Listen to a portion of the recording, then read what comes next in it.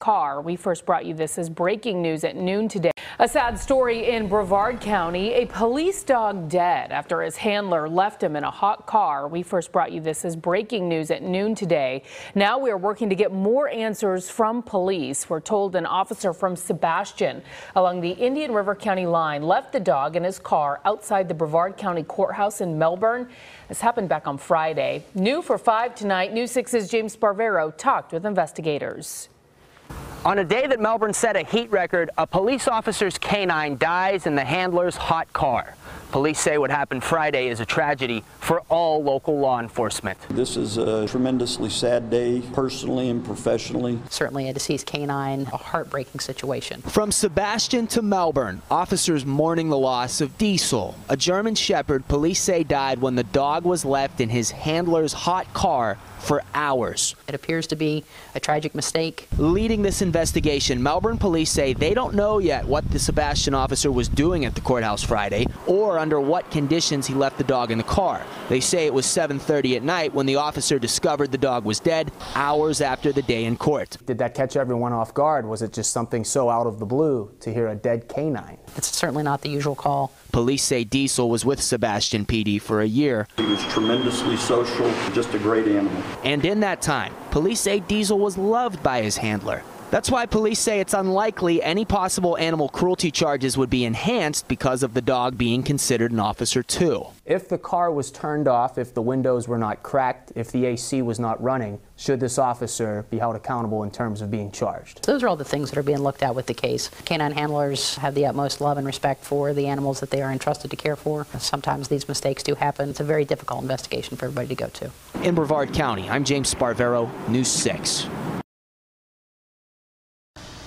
Hey Charlotte County, this is Charlotte County Cop Watch, and I wanted to explain what fair use is.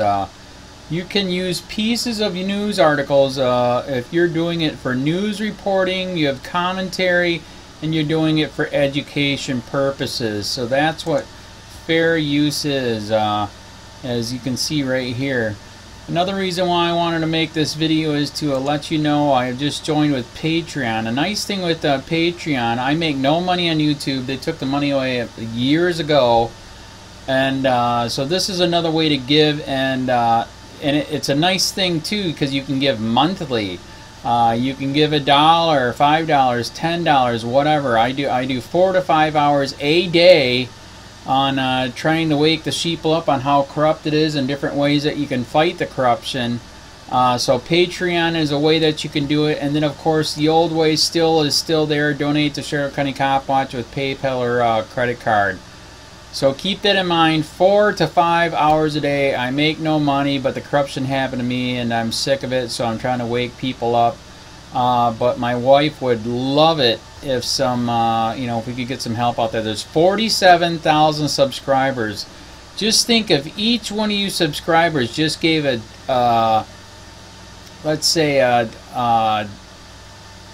actually yes, $1 a month. 47,000 subscribers gave $1 a month.